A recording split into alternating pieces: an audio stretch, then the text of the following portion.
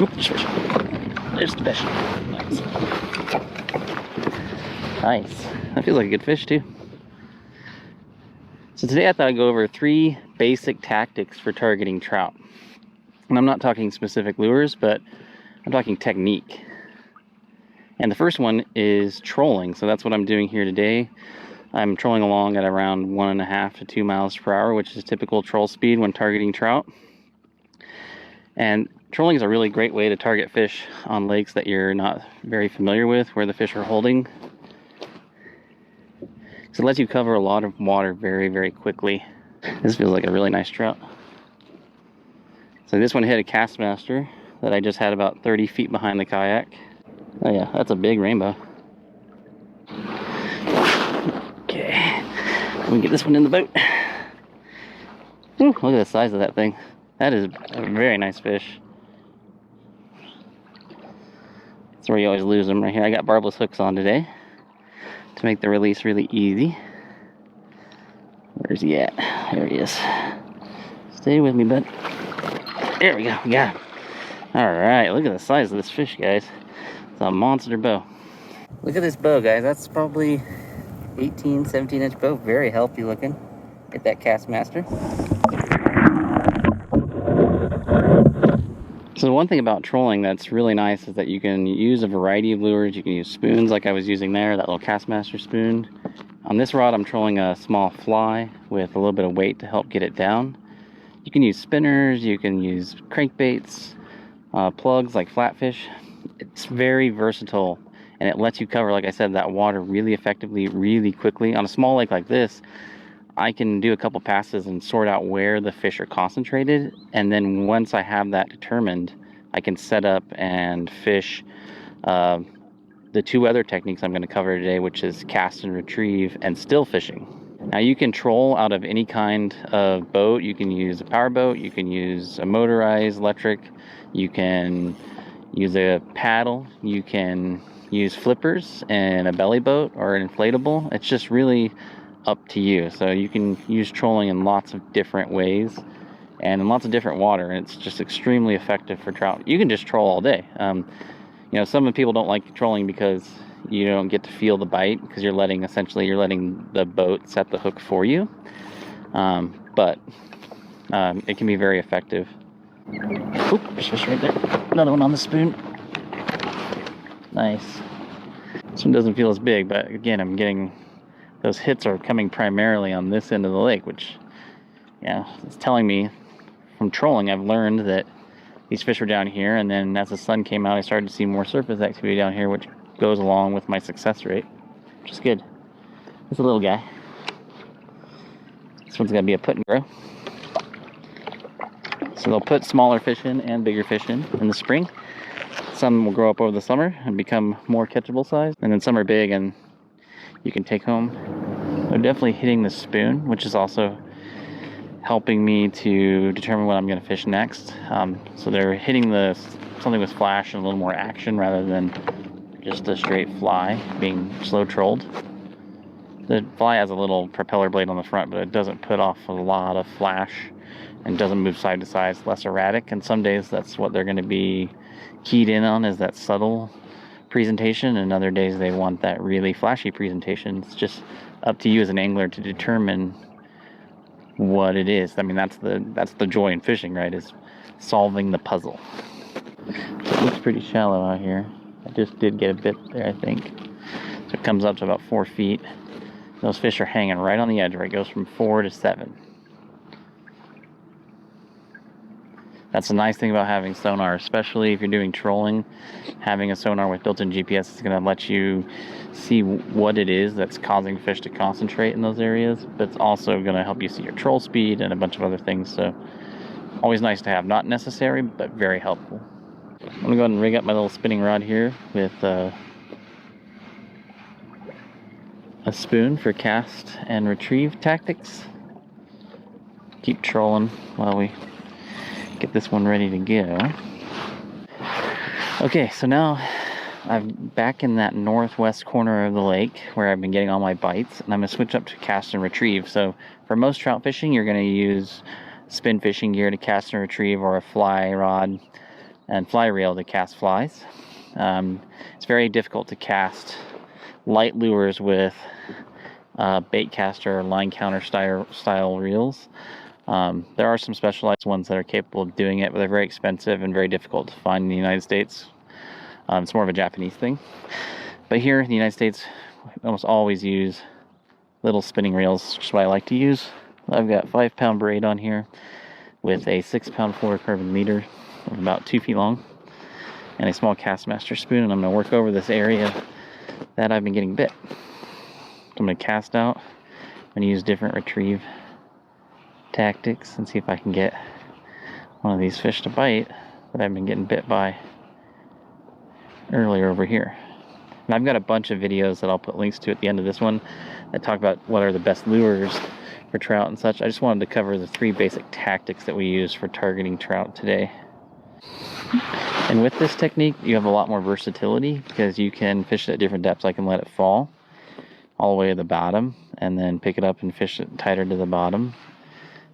And I can vary my retrieve rate, so I can go slow, I can go fast, I can let it stop and fall. I can create jerking motions by just twitching the rod tip to make more erratic action on the lure. Doesn't matter what you're fishing, all of those tactics will help create different action on the lure, which might entice a strike. Now with cast and retrieve, you can move along and cast as you move your boat along or kayak. You can anchor up, you can do this from the bank. There's a lot of choices in how you approach this. You know, here I might move along at about 1 mile per hour. It'll let me cover a little more water. And if I see a bunch of fish rising in one area, then I can anchor up near it and cast towards those fish that are rising. I just saw a fish rise right tight to the bank.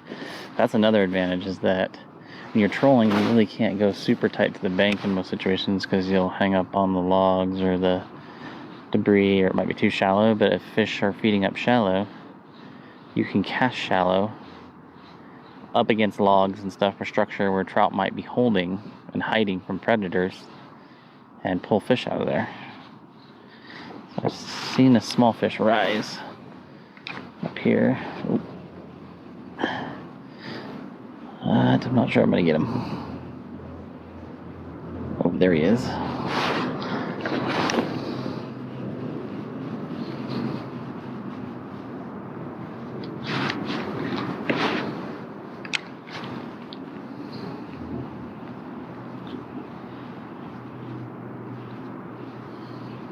Oh, he's chasing it. Oh. I got him. I saw that fish rise, and that's the advantage of having cast and retrieve. So I saw a fish come out from underneath this log right here, and I was able to cast to him and catch him.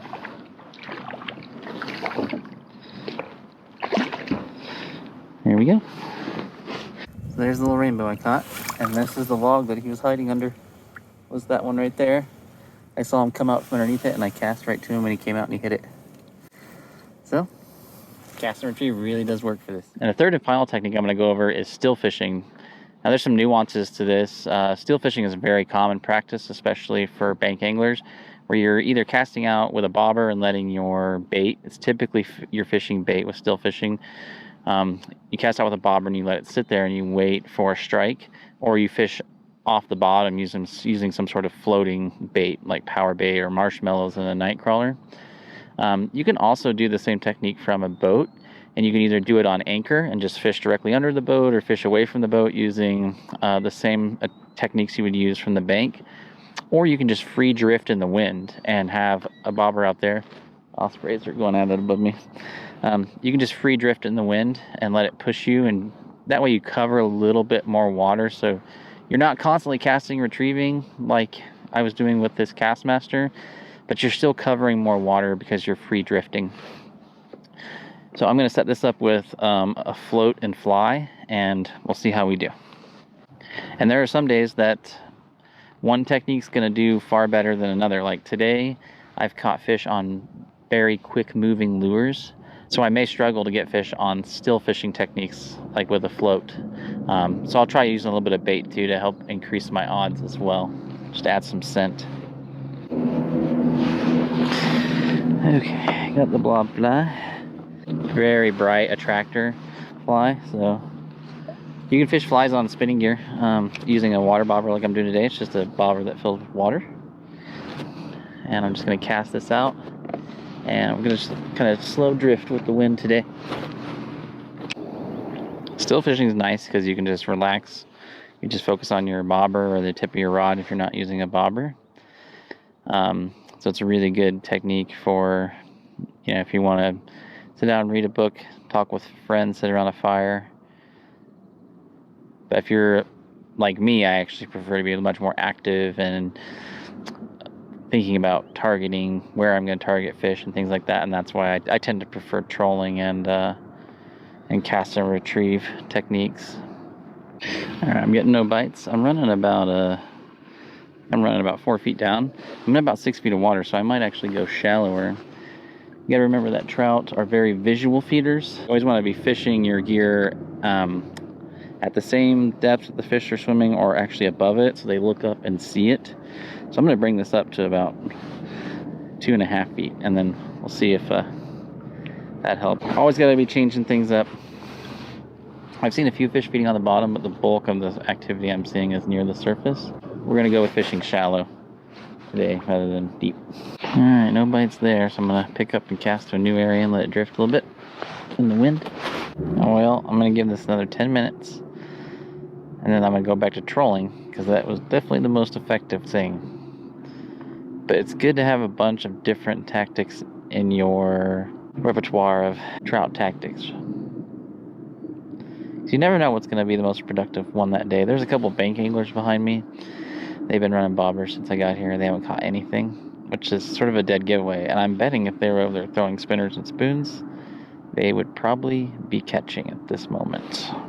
Or at least catching more than what they have been.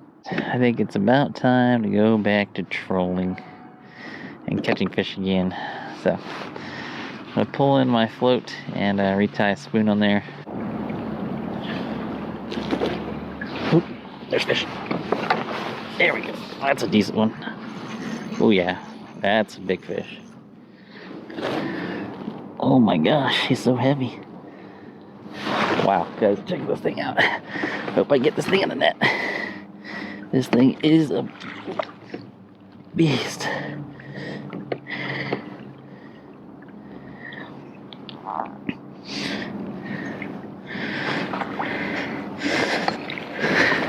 Oh, I just missed him.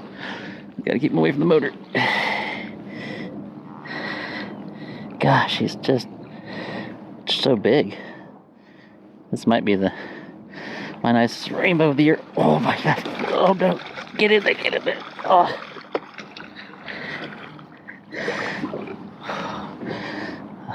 How did I not get him in the net? Oh my god. Okay. There he is. He's just so big, doesn't barely fit. Woo! That is a giant. Okay. Let's get his gills wet. Okay. Whew. That thing is huge, guys. Huge fish. Look at that fish, guys. That is a tank. Monster. Take that any day. Let's get him back in the water. Well, it's been pretty slow the last 30-40 minutes. I had that really nice fish to start today, and then just before this last one I had that huge fish that I was very fortunate to land. I tried everything in my power to lose it. But I think it goes to show that if you come out to a lake expecting to fish one way for trout, and it's not productive, and if you just, got another fish there, that you really need to be able to change up your tactics if you want to catch fish. You know, if I would have come here just prepared to still fish or just cast and retrieve, I don't think I would have had nearly a successful day. Trolling has really proved to be the most effective way to target these fish out here. It's a nice size fish. Decent little planter. Lots of nice colors on it.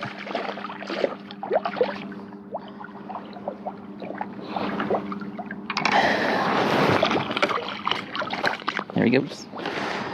So, just always be prepared. If I didn't have my rod holders for trolling and everything, I think I would have had a much worse day. Anyways, I'll put links to some of the other videos that talk about my favorite lures and such.